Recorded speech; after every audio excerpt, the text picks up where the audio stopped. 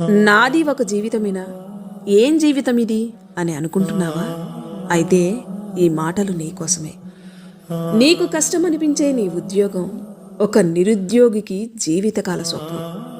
నీకు విసుగు తెప్పించే నీ పిల్లలు పిల్లలు లేని దంపతుల మధుర స్వప్నం.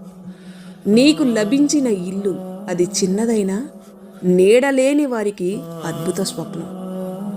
నీ దగ్గర ఉన్న చిరు సంపాదన చిల్లిగవ్వ కూడా లేని వారికి ఊరటనిచ్చే స్వప్నం. ఆరోగ్యవంతమైన నీ జీవితం రోగికి అమృతతుల్యమైన స్వప్నం.